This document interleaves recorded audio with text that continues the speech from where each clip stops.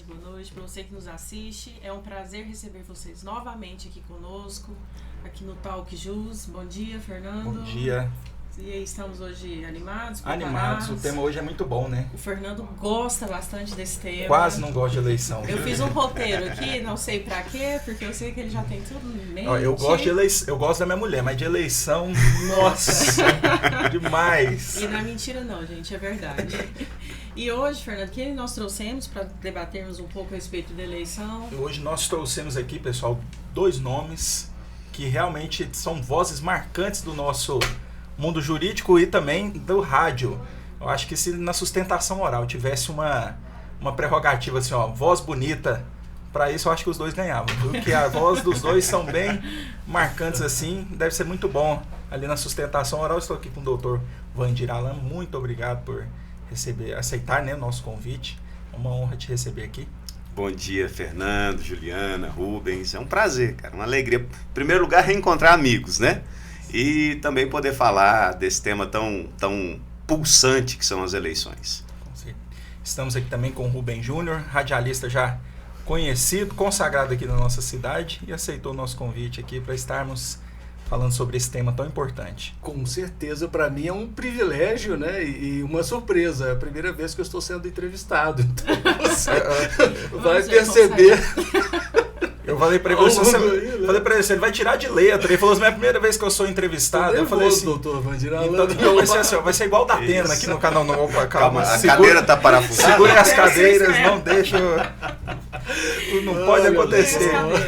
Mas muito obrigado, viu, Fernando, Juliana? Um prazer muito grande. E eu espero que seja um sucesso também, não é? Para nós termos aí uma discussão agradável, né? Com conhecimento, e que as pessoas tenham algo, né, de útil para pensar depois. Informação, né? Sim, é isso aí. É o nosso intento, né? Exatamente. E hoje nós estamos aqui com nossos patrocinadores, Super Brito, a adega Super Brito, você conhece já? Vinhozinho. Conhece a Super Brito? Vou conhecer hoje e já pretendo visitar, né? Com certeza, vale Porque do vinho eu gosto bem. Ontem eu fui lá buscar. Não é ruim, não, né? O Fernando, ele gosta de eleições, de política, né? Eu gosto de vinho. Eu também gosto só um pouquinho. Eu gosto só um pouquinho, viu? Vinho é bom. Então lá é excelente, não somente vinho, mas ali serve várias coisas ali bem diferentes ali do Super Brito, com preparos de risoto, muito legal. Ontem eu comprei e fiz lá em casa, quer dizer, minha esposa fez. Excelente, vale a pena. Também estamos aqui com a Oliver e com a Estolide aqui também, Juliana, que pode. Cadê hoje? Você tá sem. Não, que é isso, gente? Estou aqui. Juliana veio aí, já escolheu uma roupa bem bonita, assim, bem legal para o nosso. Com os acessórios Estolide. Com os acessórios Estolide. E também estamos com o Beirute do Gito. Eu não sei se o pessoal lembra, mas aqui na nossa cidade tinha um X Beirute. Quem lembra do X Beirute? Eu lembro demais. Era bom demais, não é? Muito. Só que ainda existe o X Beirute. Fica lá na Praça das. Como é que chama ali, gente? O pessoal chama Praça dos Teletubbies ali perto ali do Abadia Dyer. Conheça a Nápoles. Desculpa, Fernando. é Badia Dyer. É Badia, né? Badia Dyer. Olha só. Olha a grafia. Rubem Júnior é Rubem cultura. Júnior não é à toa que tem muito Bem tempo regionalista, aí. né? Então vale a pena, cupom de desconto 5% hoje. Talk Jus 5% e ganha compra um lanche, um Beirute ali da qualidade de sempre. Então ele está ali na Praça Badia Dyer. Mas vamos para o que interessa agora. Falando de eleições, Juliana, o que nós podemos Vou deixar você aqui? Começar aqui, porque eu sei que você tem uma pergunta já engatilhada. Não, sim, nós temos aí, mas são coisas assim mais relevantes para nós falarmos assim, um pouco da história de política. Eu queria perguntar ao Dr. Vandir, como que o senhor começou primeiro, né? Para as pessoas te conhecerem. Isso é importante, porque geralmente aí você é advogado, né, que está assistindo, tem interesse no direito eleitoral, que eu acho... Sim. É uma área bem bacana, demanda muito estudo, porque eu lembro que uma vez eu sou assessor de promotor e trabalhei com ela nas eleições. Foi horrível. Primeiro que o prazo ele é corrido. Segundo que sempre tem resolução nova, a legislação está sempre mudando, né? Sim. Então, eu queria que o senhor trouxesse um pouco de história para nós.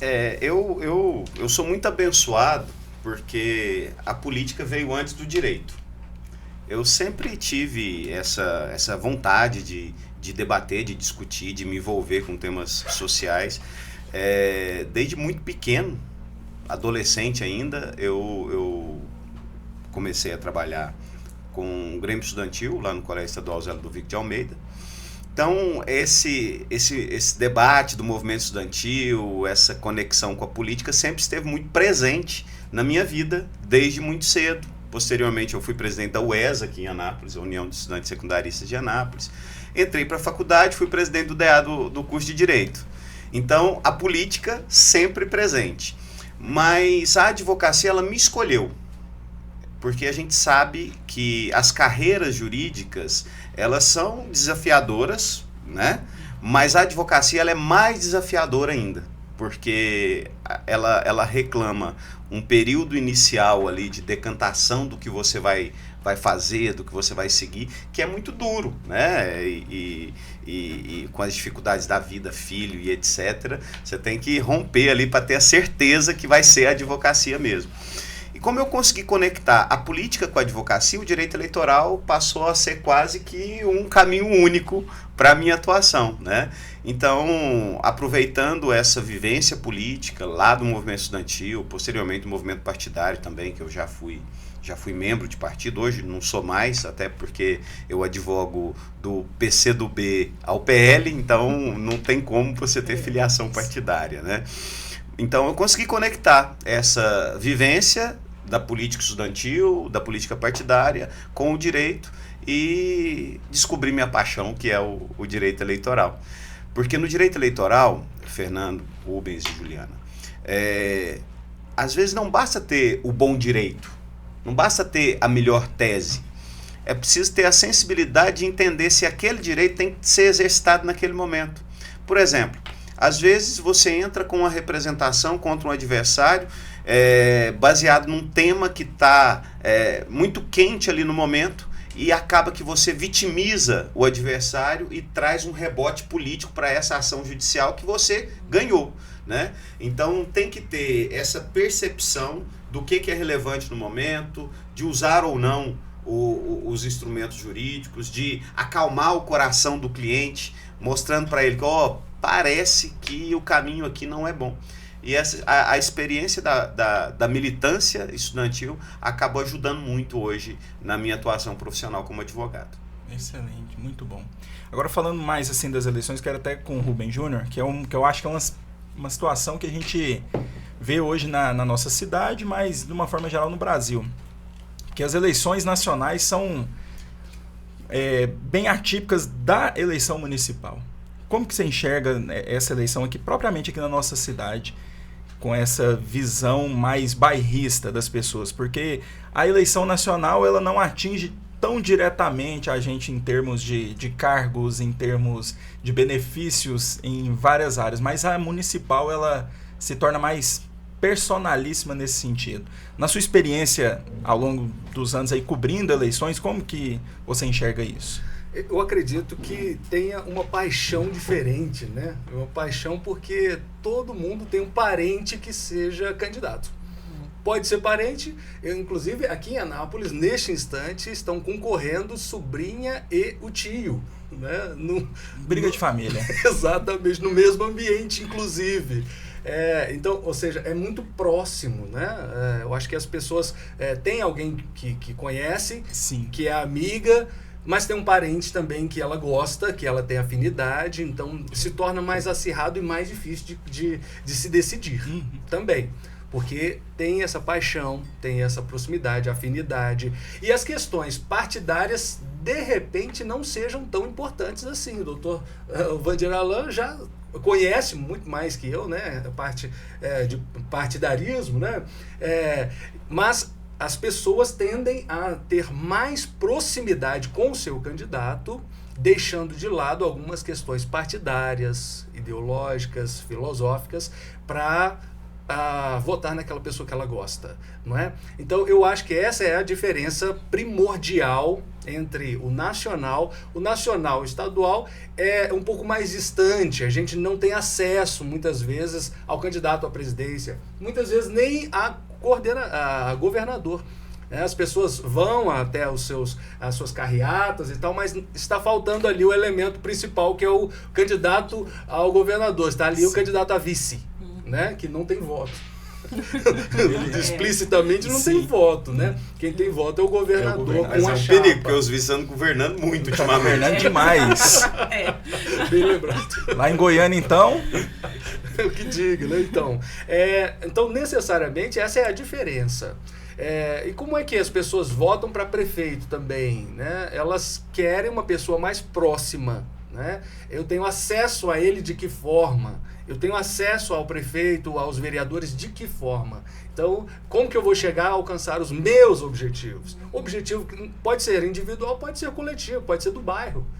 Eu quero ter uma praça esportiva aqui, então em quem que eu vou votar mais próximo para obter o meu resultado? Essa é a diferença que eu acredito que seja. Pode falar. Não, a outra questão, assim, nesse assunto ainda, nós vemos assim que tem bastante dificuldades também com relação à questão dessas fake news. A forma de fazer política mudou demais, né? Que nós vemos aí que antigamente tinha muito esses quadradinhos de como é que chama o nome? Plaquinha, né? Isso, as plaquinhas, os lusa adesivos. dos candidatos, né? Então, hoje não fala mais vote em tal, né? Não, o candidato é não pode, é proibido. Eu lembro que tinha um chinelinho também na época do Adhemar, todo mundo tinha esse chaveirinho do chinelinho do Adhemar. Um tijolo. Que é isso? Tijolo. Você é jovem. É mais nova, é porque ela é mais nova que eu, gente. Então é por isso que. Tinha como é que falo? Um piso. Era um piso do Vônei Martins. Um azulejo. Eu tô tentando lembrar essa palavra. Aquela roda dentada, o miragem. Isso, era mesmo. Símbolos. Ainda tinha até tempo atrás aqui, pertinho, aqui o monumento, né? Vocês lembram desse monumento perto da casa dele aqui? Exato. Provavelmente o Ministério Público mandou tirar. Da impessoalidade. O MP sempre atrasando nossa brincadeira. Sempre fiscalizando. Não derrubem nosso vídeo. Mas a questão é que hoje nós temos assim, igual assim, hoje da Anápolis está assim, metade está gripado e metade é candidato a vereador. Realmente hoje é uma coisa complicada. E até a questão dos votos, né, que a gente menciona. Como que faz a questão da divulgação por redes sociais? Nós vemos aí que eu achei mais difícil essa nova forma de fazer política do que das plaquinhas, do que de fazer o chaveiro, a blusa, mas não. Nas eleições, eu estou vendo que o patrocinado tem sido o grande desafio. Como está tendo muita demanda com relação a isso? A questão do Pablo Marçal também, né? Eles falaram que ele estava... Sim, né? Não, com certeza. Mas mas eu vou até pegar um gancho no que você falou por último aqui, desse histórico do que eram as campanhas eleitorais, do que elas se tornaram, né? Eu acho que a gente... cada tempo tem sua dor, né? E o remédio para a dor de hoje ele pode ser o problema do futuro. Nós tivemos até 2006 um modelo de campanha eleitoral de festa. Sim. Festa, de alegria, era a camiseta, era o boné, era a lembrança, os showmícios. Gente, que dia que a gente poderia imaginar o Leonardo cantando em Faina? Possível, no comício ia. Né? Então era uma festa da democracia. Óbvio que isso tinha o seu aspecto ruim, que era o abuso do poder econômico. Se você não tinha um grupo econômico forte apoiando a campanha, era impossível ser eleito. Então, essa era a dor do momento. Como que se combateu essa dor? Lá, logo após o mensalão, em 2006, foi aprovada a Lei 11.300, que alterou a Lei das Eleições para incluir na Lei das Eleições o artigo 30A, que fala da arrecadação e gasto ilícito de campanha, e para eliminar da possibilidade das eleições a distribuição de brindes, a realização de comícios, etc. A partir dali, a gente começa a ter um distanciamento do povo com o processo eleitoral. O processo eleitoral ele ficou quase que circunscrito ao âmbito ali daquelas pessoas, daquelas lideranças, daquelas pessoas que vivem as eleições e das eleições. O povo ficou à margem. Né? A participação popular foi ficando à margem.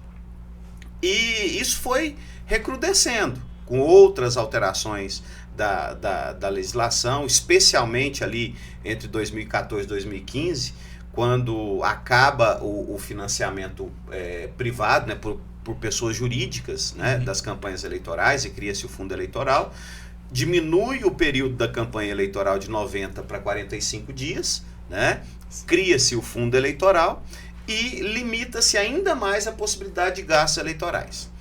De lá para cá, o que a gente tem? Uma migração quase que completa da campanha eleitoral para o digital. Né? A campanha quase limitada ali ao rádio e TV e às mídias sociais. Acrescenta-se, doutor, justamente também a pandemia, né? A pandemia fez uma eleição completamente diferente Sim. do que se propunha, Sim. não é? Porque aí foi de fato digital. Pode ser assim? E assim, a pandemia ela acelerou processos, décadas de processos, né? Sim. No plano eleitoral não poderia ser diferente. Eu falo pro prefeito Roberto, falo assim, prefeito, como que o senhor conseguiu vencer uma eleição sem fazer carreata? Né? Porque ele não fez uma carreata na campanha da reeleição, não teve um evento público. E é essa a lógica. É o digital, né? É a lógica do digital. Mas assim, justiça seja feita, assim, podemos falar que o Roberto teve o seu mérito na pandemia, né? Sem eu acho que a gestão da dúvida. pandemia, de uma forma nacional, acho que o prefeito ele conseguiu fazer uma ótima gestão ali, conduziu bem ali a gestão da pandemia. Os modelos de controle, de painéis, de comunicação da Prefeitura de Anápolis foram reproduzidos país afora, né? Eu acho que assim, todos nós tínhamos uma missão diária, abrir o painel da Covid para saber quantas pessoas morreram, quantas pessoas estavam internadas, se tinha vaga de UTI ainda. Todo mundo acordava entrava na internet e olhava aquilo ali. Se posso funcionar hoje, eu não posso. Sim, né? exato. O comércio, a Sim. indústria. Foi uma sacada Dada muito devida interessante publicidade essa mesmo, também. até a forma dele de conduzir as imunizações, né? Você apresentava um CPF, não era algo que tinha em todos os municípios, né? E foi implantado em Anápolis. Foi, realmente, isso aí foi. E assim, o digital é muito bom para isso, porque você consegue potencializar a sua comunicação de uma maneira mais barata, né?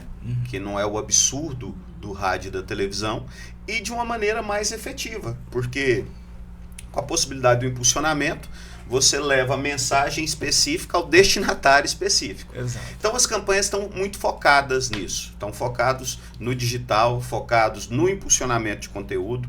Pode fazer isso hoje? Pode. Tem o permissivo legal na resolução, inclusive no período de pré-campanha, né? No período de pré-campanha o cuidado maior deve ser com o gasto. Agora tem uma ilegalidade que inclusive aqui em Anápolis está acontecendo muito, que é o impulsionamento de conteúdo negativo.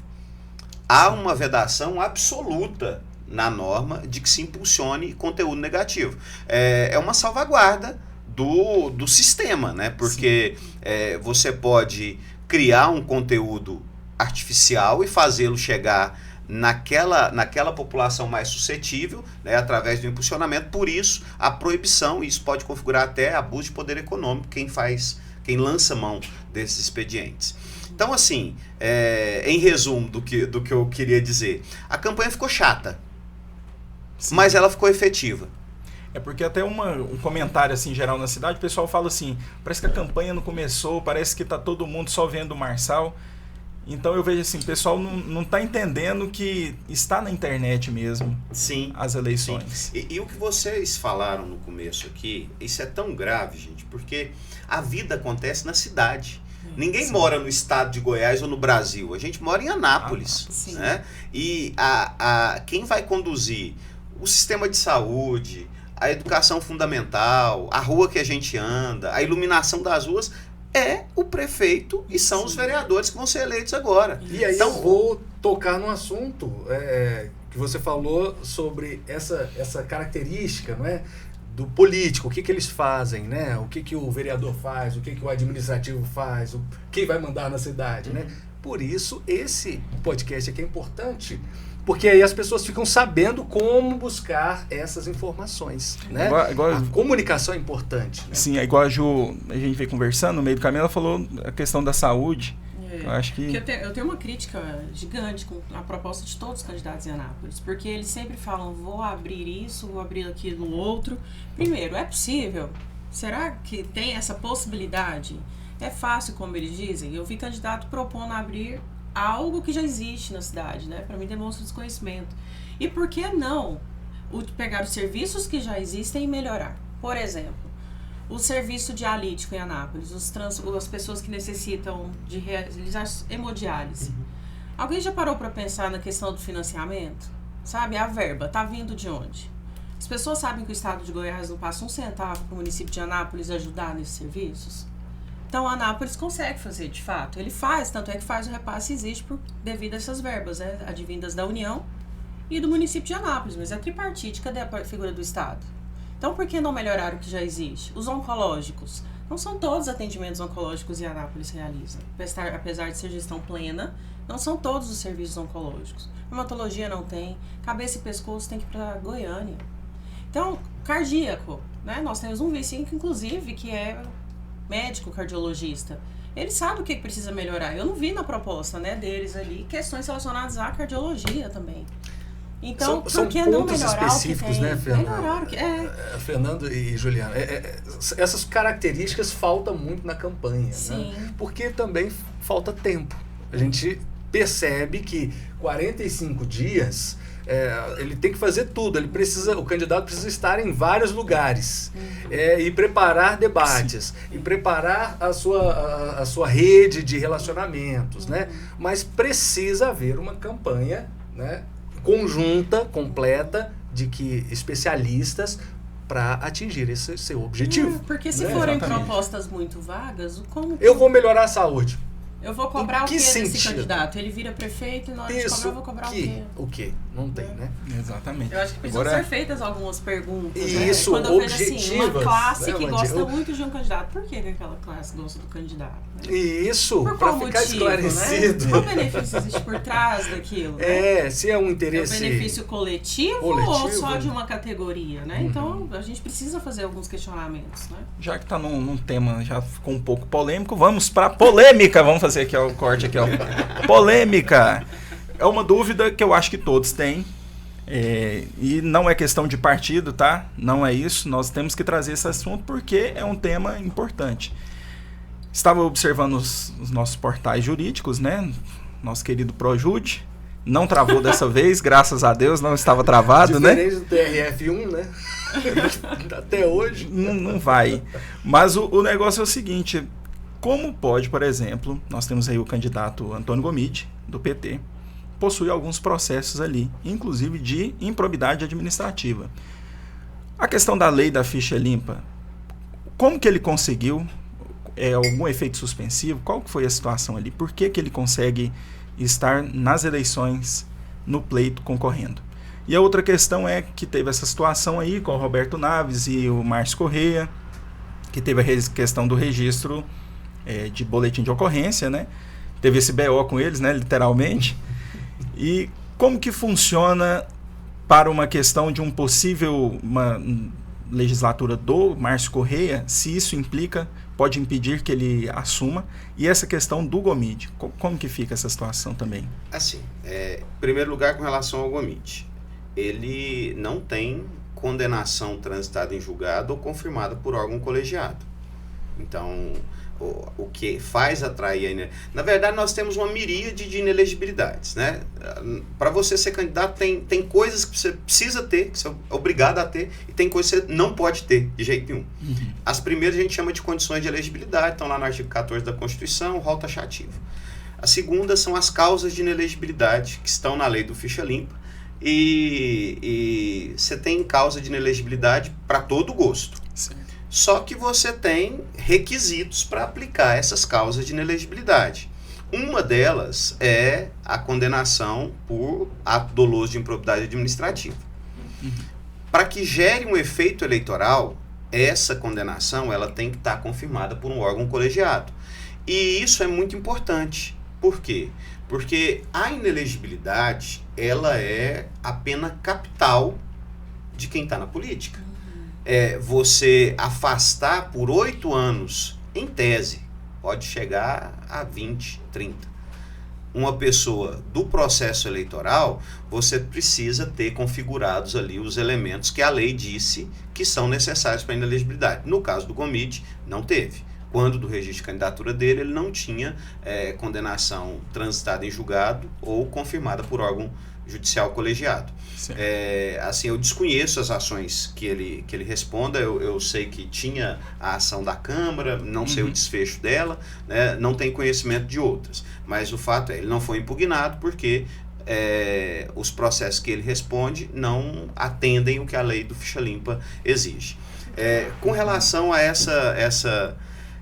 esse imbróglio aí entre Márcio e Roberto, eu não posso falar muita coisa porque eu sou advogado do Roberto em uma ação que ele move contra o Márcio, então eu me limito a essa fala. Tá, mas aí então no caso do Bolsonaro, a questão, vamos tratar da inelegibilidade do Bolsonaro, como que nós podemos ver, o que foi essa situação de fato, então, né? O Bolsonaro ele foi condenado em 2 AIGs, ação de investigação judicial eleitoral, por abuso de poder político. Uma dessas condenações já foi afastada. Como a AIG do presidente, ela tramita originariamente no tribunal, ou seja, num órgão judicial colegiado, automaticamente faz incidir sobre ele a inelegibilidade. Por isso, ele ficou inelegível desde o julgamento lá pelo ministro Benedito, né, onde o ministro Benedito foi relator.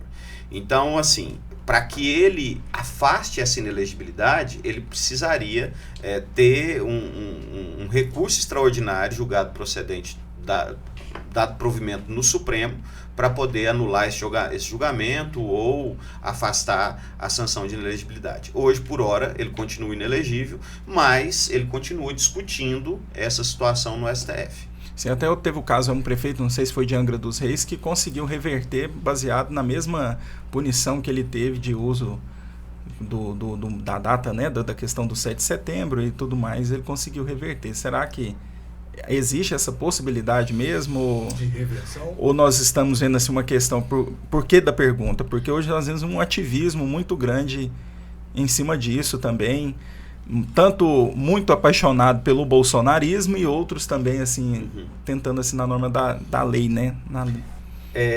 Fernando, em 2016, quando estava no ápice da Lava Jato, eu falava para as pessoas do meu ciclo: vocês vão ver o mal que isso vai causar para o país, vocês vão ver o dano que esse Sérgio Moro está fazendo para a nossa democracia. E todo mundo achava lindo o que a Lava Jato estava fazendo, maravilhoso. Qual foi o fruto da Lava Jato? A eleição de Bolsonaro em 2018, Sim. Uma ruptura institucional no país. Nós tivemos uma ruptura institucional no país. Né? Aí, para tentar conter os problemas que nasceram de 2018, o que isso começa a fazer? A usar as mesmas práticas, no direito penal chamam lawfare, no direito eleitoral ainda não sei que nome que vão dar não, mas é o lawfare lá da Lava Jato, Sim. Sendo usado agora contra o Bolsonaro. Isso não tem como acabar bem. Toda vez que você verga o sistema para contemplar uma necessidade circunstancial, você, efeito borboleta, você gera uma onda de situações que você não tem controle no futuro. Então, o que eu acho que pode acontecer? Que é essa nova onda do Marçal, né? Exatamente. A gente não sabe o que vai ser a consequência disso. Porque você afastou um player do processo político. É indiscutível a liderança do Bolsonaro. Podem gostar, podem não gostar, mas ele é o maior líder popular do país pós-Lula. O Bolsonaro é hoje o que o Lula foi entre 2002 e 2010. Uma liderança carismática que arrasta multidões, que pauta a imprensa, né? Então, é isso que ele é.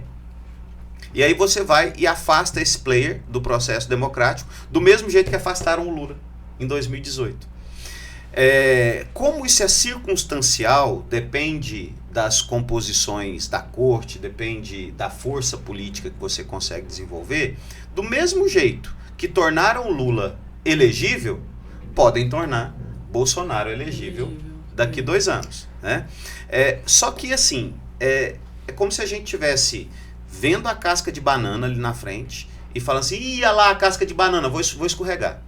Porque a gente está fazendo a mesma coisa de novo. A gente precisa tratar com mais seriedade o que é a base de um regime democrático, que é o processo eleitoral. Eu me lembro justamente de um professor de direito penal, eu prefiro não dizer o nome dele, ele é juiz, mas eu prefiro não dizer o nome dele, ele sabe as honras que ele tem, e ele dizia já na época da Lava Jato que todo o processo seria anulado. Sim. Mas como você está vendo isso? E aí ele falava, eu sei o que é o processo, o processo não pode ser maculado. É envergar todo o sistema para alcançar o objetivo. Não é assim que funciona. Eu sei quem é esse professor aí. Então, desembargador. Está lá, exatamente. Fala o nome pra gente fazer um corte aqui, ó. E causando polêmica até agora. Melhor não. Mas que eu admiro pela coragem, né? Eu admiro muito um pela grande coragem de dizer coisas que a sociedade precisa ouvir, só que parece não estar amadurecida ainda para ouvir. Agora, e já dizia que todo o processo seria anulado. E não tinha situação ainda de chegando no STF, não tinha nada disso. A ação estava acontecendo, né? No ato ainda, ele falava, vai ter. Né? Exatamente. Aí, claro, né? O resultado foi um só que a gente vê. Eu concordo plenamente com a fala do Vandir quando ele diz que a gente precisa ter muito cuidado com a democracia. O que nós vamos promover, porque a democracia ela é muito sensível também. Ela é forte, ela é rígida, mas de qualquer modo ela é ainda não tão amadurecida aqui no Brasil. Gente, nós esticamos tanta corda que olha o que aconteceu nos almoços de família. Verdade. Tem um tio brigando. Almoço que nem existe mais. Não existe mais. Olha que absurdo. Culpa do quê? Desse tensionamento. Por isso que todo excesso de fato faz mal, né? Com certeza. Eu tenho uma pergunta para você, Rubens, mudando assim um pouco da vertente. Essa questão, né, essa pauta da fake news, né, que hoje se discute tanto. Eu acho que é uma linha muito tênue para a questão da liberdade de expressão. Você enxerga dessa forma? Você acredita que estamos sendo tolhidos mesmo, de fato, em poder expor o que pensamos a respeito de determinadas questões, candidatos? Será que há de fato uma isonomia? Se aquilo que você pratica, ou de direita pratica, tem o mesmo peso que o da esquerda e vice-versa? Como você tem enxergado isso? Eu não acredito que nós estamos sendo tolhidos. Eu fiz publiquei recentemente com o Dr. César Gratão, que eu mando um abraço para ele, inclusive, né? E falando exatamente sobre isso, o que nós estamos vivendo, qual é o limite da liberdade, principalmente na internet, né? Com o cunho de... hoje nós temos aquela expressão de quando a gente não gosta de alguém, aí são os haters, né? Os haters não gostam de você, tem os haters, né? E aí, de repente, ele te bloqueia, ele te censura, não é? Então, qual o limite que temos? A legislação brasileira, até agora, é claro, com todas as dificuldades que nós encontramos na Constituição Federal, no Código Civil, em especial, falando sobre os direitos individuais, a gente tem ali alguns limites que são importantes. Né? Nós temos lá o crime da calúnia, o crime da difamação, da injúria, né? Só que a gente perdeu o sentido dessas três palavras. Sim. Nós não temos mais... Está subjetivo, né? Onde começa a sua, Isso. Né? Então, agora, esse respeito eu posso muito bem expressar a minha opinião sem macular a honra de alguém. O problema é que as pessoas estão fazendo o contrário. Elas estão maculando a honra das pessoas em defesa da sua liberdade de expressão. Isso não pode acontecer. Então eu acredito que nós não estamos sendo censurados no sentido de emitir a opinião. Nós não estamos sendo censurados. Não. Eu acredito que nós estamos exacerbando, exagerando da forma que vamos falar, o que vamos falar, as palavras. O próprio deputado federal, que eu não me lembro o nome dele agora, que foi preso, está com tornozeleira eletrônica. O Robert Jefferson? Não, outro. Esse é outro assunto o Daniel. também. Daniel Silveira. O Daniel Silveira. O que ele fala numa live... A gente observa que não tem nada de opinião. Ele poderia muito bem ter falado, ter agido de forma coerente como deputado federal, indo à Polícia Federal, manifestando seu interesse em investigações. Poderia, mas ele fez o quê? Ele fez o contrário. Ele, em vez de ir para a área administrativa, não é, coercitiva do Estado, não, ele prefere macular honra e também manchar politicamente. Há uma diferença nisso. Utilização, né, de forma política de um discurso muito enérgico e com palavras que não... Pois é, mas aí também, você vê, tudo tem nuances, né? Eu concordo com você, mas daí ao STF tipificar a conduta dele em crime contra o Estado Democrático de Direito? Não. Não faz sentido. Tá vendo? Eu acho que são as nuances, doutor. Exatamente. É isso que a gente precisa entender. Por isso que eu acredito que nós estamos vivendo um momento tão apaixonado, e tem um professor que eu quero mandar um abraço para ele também, doutor Jordão Horácio. Doutor Jordão Horácio, que é incrível além de tudo, né? Ele é uma referência em direito da saúde, até faço aqui a menção para vocês trazerem aqui. E ele fala exatamente isso. Paixão a gente tem por Deus, pela esposa, pela criança, pelo filho, né? E pelo futebol. Pela política, não. Pela política, a gente precisa estar sempre com olhos abertos, afiados, Sim. e perceber essas nuances. Por isso, o direito é tão interessante, né? Ele nos dá essa oportunidade de, espera aí, até que ponto isso é paixão, até que ponto isso é o direito. É o racional, né? Não tem o que racional. sempre sobrepor, né? essas Política questões. precisa ser racional. Sim.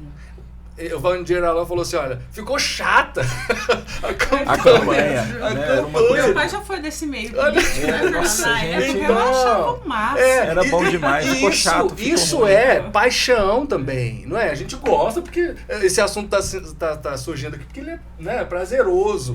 Então, o assunto é paixão. Agora, o conteúdo do assunto não pode ser. Ele precisa ser com todo critério, Sim. né? Racional, ver o que é... Por exemplo, eu conversava ontem mesmo lá no escritório sobre as pesquisas políticas. É que a gente estava falando agora há pouco, né? As pesquisas políticas. Se você perceber bem, mesmo aquelas eletrônicas, dá pra gente perceber o cunho de quem é o interessado daquela pesquisa. Sim. Né? Às vezes você recebe a ligação, aí eles perguntam, se as eleições fossem hoje, você votaria em... Aí vai falando, né? E os respectivos números. Aí você aperta um número que não é o que ele queria, a ligação cai. Já aconteceu umas 3 vezes comigo.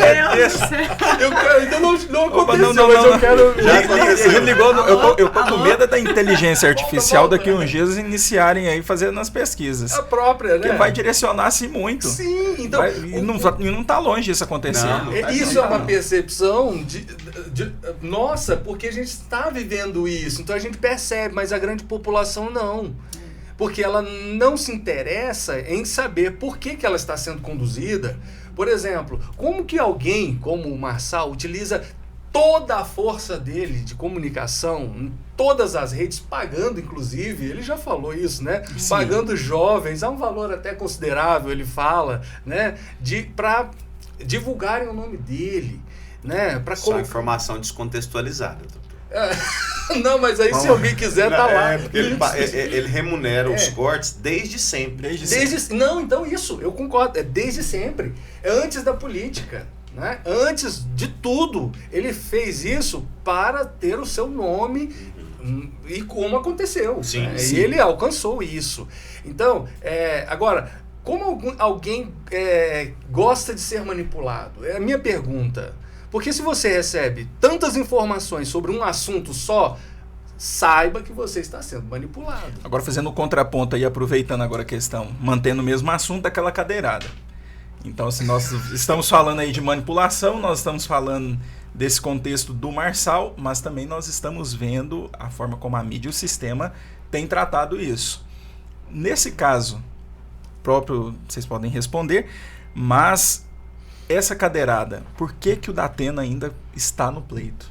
Não deveria já estar fora? Não, nós temos devido processo legal, né? Não dá para você retirar um candidato de uma eleição sem processá-lo, né?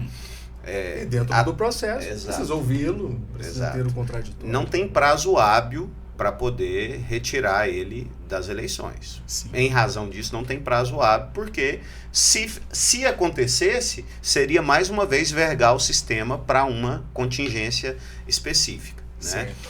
Mas é por óbvio que você tem ali um crime, né?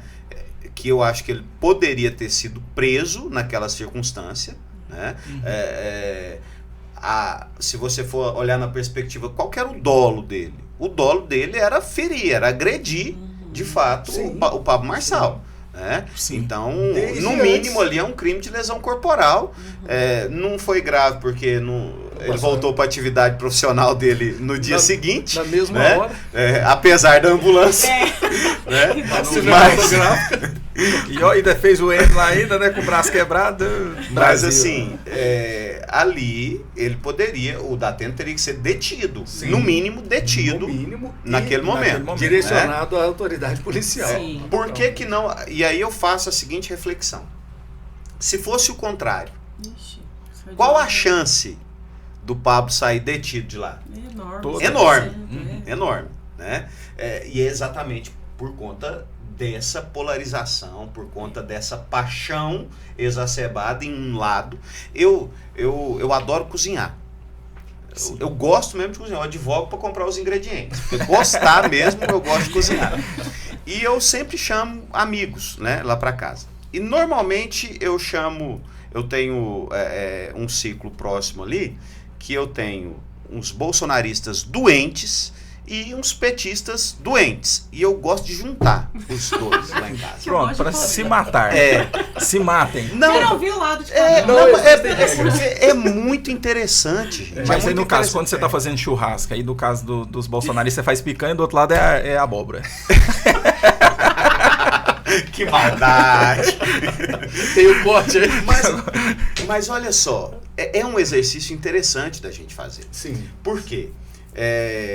Tem um autor, ele é teólogo, mestre em direito, adoro ele, Davi Lago.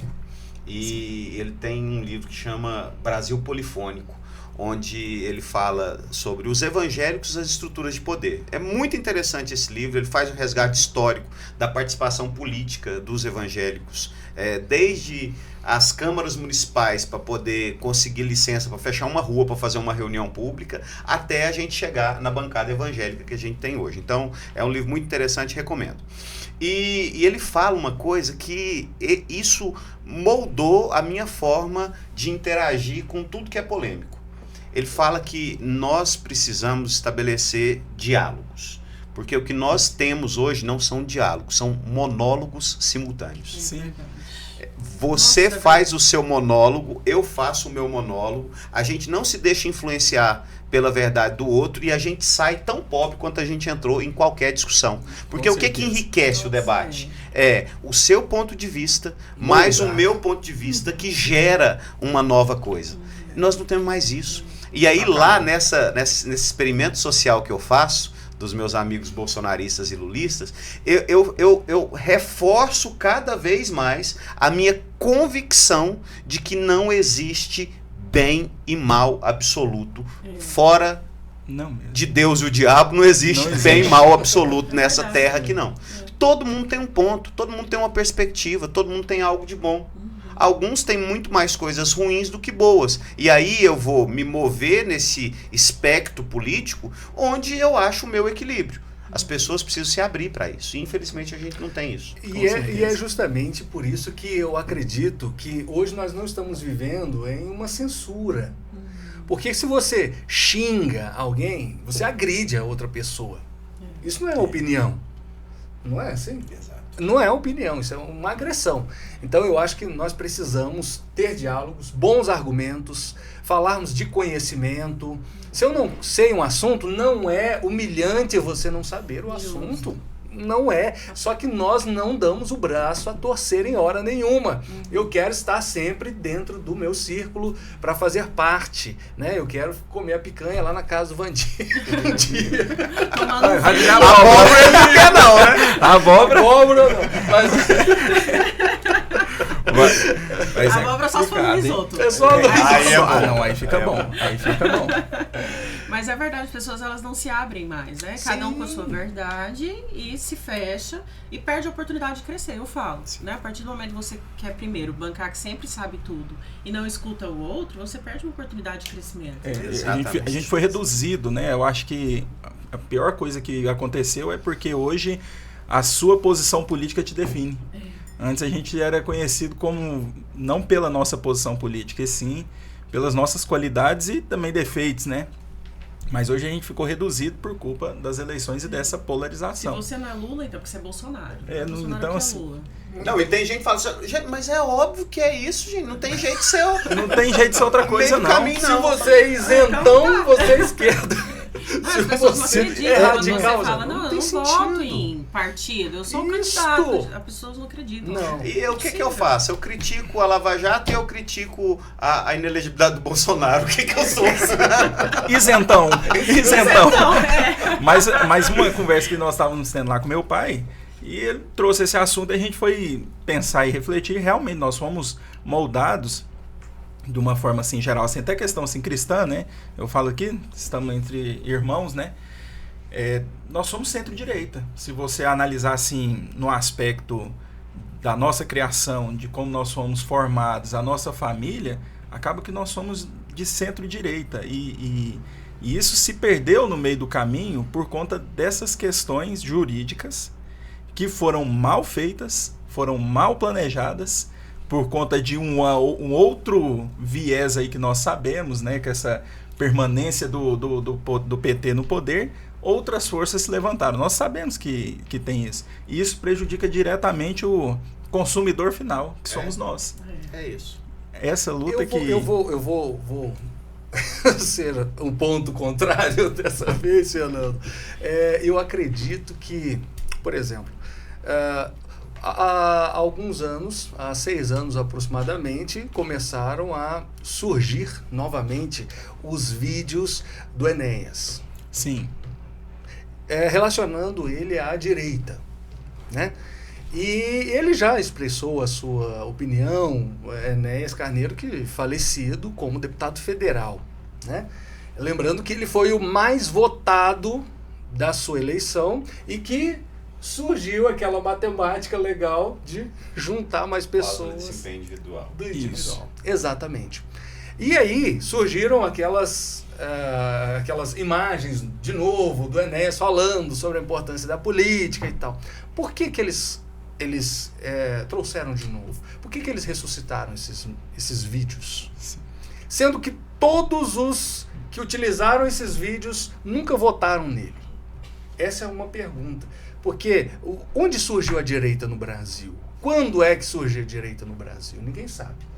Não sabe se o ponto original é aqui, o filósofo é aqui, o calvinismo tem 5 pontos, né? Os 5 pontos do calvinismo, os pontos do marxismo. Se você trouxer uma pessoa de esquerda, vai falar assim, eu sou esquerda por isso, por isso, por isso, por isso. 5 pontos. Excelente.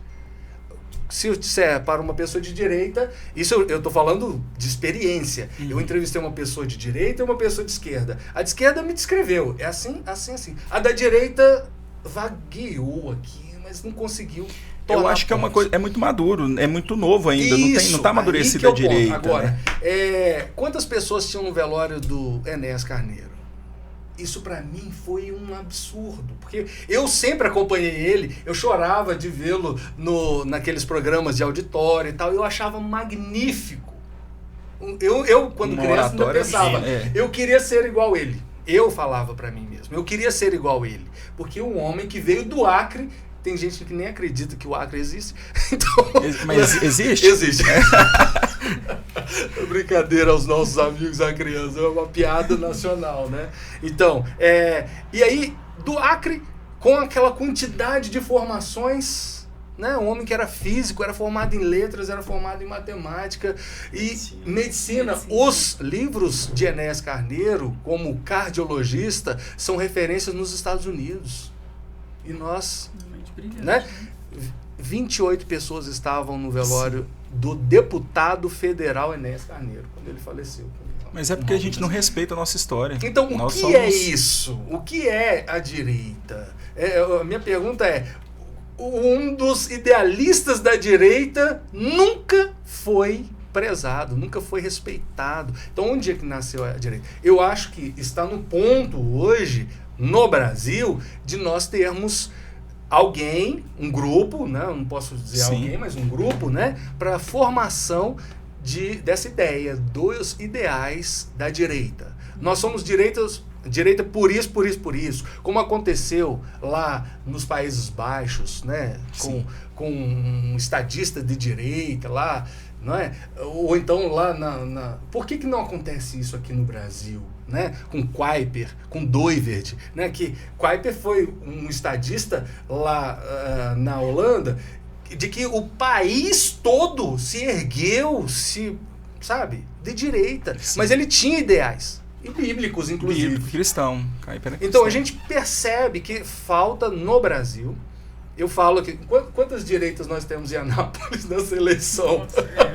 Na verdade, gente, na verdade, o que nós temos é uma pauta de costumes Sim. apropriada por grupos políticos circunstanciais para dizer que eu sou de direita porque eu sou evangélico protestante, eu defendo a família, eu defendo a propriedade e eu defendo a liberdade de expressão no seu extremo. É uma pauta de costume, né, trazida para a política para ganhar voto. Porque tem uns conservadores aí, meus amigos, que eu vou dizer para vocês. Trai a esposa. Eu defendo a família, mas eu tenho não sei quantos filhos fora do casamento, tem 3 casamentos, tem... Uai, que família que você defende? A família tradicional brasileira. Ele defende papai, a família, mamãe, amante e filhinhos. Né? É esse aí que é o ponto. Esse aí Deus, que é o grande problema. E eu fui em um desses eventos aí e é absurdo, assim, pediu até oração, levantou todo mundo, vamos orar, vamos pedir a presença de Deus, mas trai a esposa, violência psicológica, tem toda essa questão, e você fala assim, rapaz, onde? Eu estou te vendo, eu conheço seu passado, como que você se apropria? E é exatamente isso que nós vemos, e aqui em Anápolis, a questão religiosa. Sim. As pessoas usam a religião para vender uma ideia, né, no meio político. Né? Tem uns que falam assim, não, eu sou evangélico. Eu falei, oxi! Evangelista, sou evangelista, mas o Vanderico prendeu. Como é que faz? Não faz sentido. Então eu acho que a gente vive, de fato, numa hipocrisia. Não é? Uma hipocrisia, e a gente precisa entender. Política é uma coisa, política é uma coisa séria, é divertida, a gente está aqui, inclusive, né, tratando de coisas divertidas, mas ela é uma coisa séria. Então, a gente precisa ver sempre com olhos críticos e não com paixão. Porque eu conheço pessoas, exatamente, dentro da minha família, que toda a vida foram Lula. E, de repente, ele vira pá, assim, ó, pro lado do Bolsonaro. O que é isso? O que significa isso? Qual a identificação que ele tem com o Bolsonaro e não com o Lula mais? Né? O que é isso? A gente percebe, por exemplo, na grande mídia, que quem tirou o Lula do poder, quem tirou o PT do poder, foi a grande mídia. Todo dia tinha Lava Jato petista, Lava Jato petista, um petista sendo preso, todos os dias. Né? Então, aí depois disso, ela virou amiguinha de novo. Então, o que é? É um consórcio. Tomou um revés com o Bolsonaro. Opa, peraí. Vamos voltar. É isso que as pessoas precisam entender. Né? Onde eu estou? Eu estou sendo usado ou não? Que é o que eu falo. A gente precisa verificar por que você está vendo uma defesa tão firme a respeito daquele determinado candidato. E por que não esses assuntos estão sendo levantados? Sim. Não, e é uma esquizofrenia tão grande que eu lembro que na época da Lava Jato, uma certa pessoa vinha, fazia um discurso assim, postava nas redes sociais. Aí um dia a gente se encontrou e as pessoas falando, fazendo essa defesa delas. Aí eu falei assim, mas qual que é o seu problema real com o PT? A corrupção do PT, é um absurdo, roubando dinheiro público. Ué, mas você não tem um cargo aí que você não vai lá trabalhar há alguns anos? Bom, excelente. Qual a diferença, gente? Corrupção. A diferença é milhão Não faz diferença. e milhar? Quer dizer que o que configura a corrupção é roubar 1 milhão? Roubar Até 1 impressão. milhar não é corrupção? Até você estar no poder público lá também e usar da impressora, imprimir documento pessoal e impressora. Isso é uma corrupção é a ilusão também. que as pessoas acham de que na vida particular elas não precisam, né? Sim. Lisura, mas o público sim, né? Lá no Japão, é claro, é outra cultura, é outra coisa, mas lá no Japão existe a caneta pública e a caneta privada. Quando eu vou escrever alguma coisa privada, eu pego a minha caneta. E quando eu vou preencher um documento público, eu pego a caneta pública. Olha a diferença. Aqui vai embora até a da lotérica. Pra que aquela correntinha? Pra que corrente? Pra que isso daqui? Correntinha na caneta. Correntinha na caneta, me dá isso daqui. Vou levar. Pra quê? Que coisa. Agora, outra questão importante, falei do Vanderick aqui, mas é importante também na questão do dia da eleição. Como que vai funcionar? A lei seca, tem lei seca ainda? Na verdade, não existe lei seca. Não existe uma lei que determine que não pode vender bebida no dia das eleições.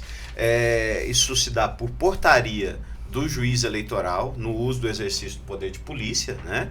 Que, a depender da circunstância do local, do acirramento, né, das paixões, ele determina a proibição de venda de bebida alcoólica. Sim. Em Anápolis, salvo engano, nas últimas 3 eleições, eu não me recordo de ter a portaria da lei seca. Isso acontece muito no entorno de Brasília, né, nas cidades do entorno ali acontece muito, e em cidades pequenas onde há uma briga muito acirrada, né?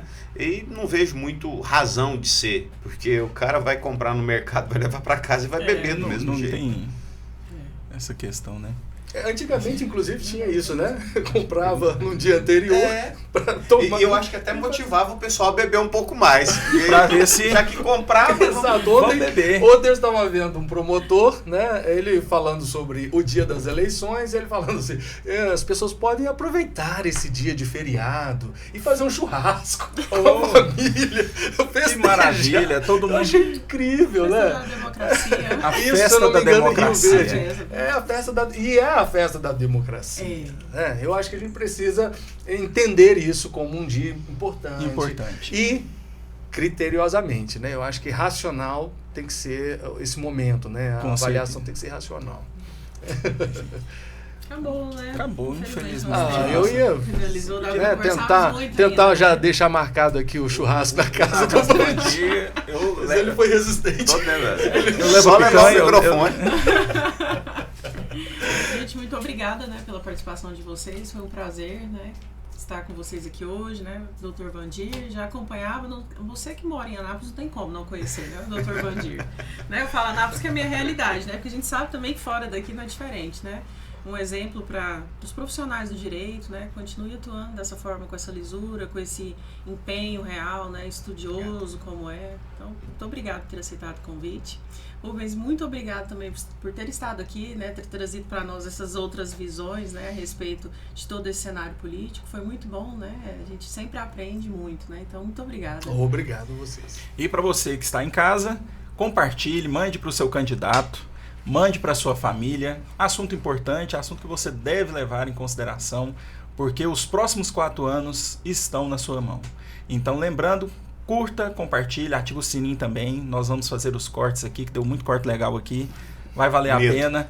Campeonato. Opa, não, cuidado, nós vamos cortar os pontos aí que vão ser menos perigosos aí, mas vai dar certo. Então, muito obrigado. Compartilhe, não deixe de assistir, vale a pena. E muito obrigado e até o próximo episódio. Até mais. Valeu.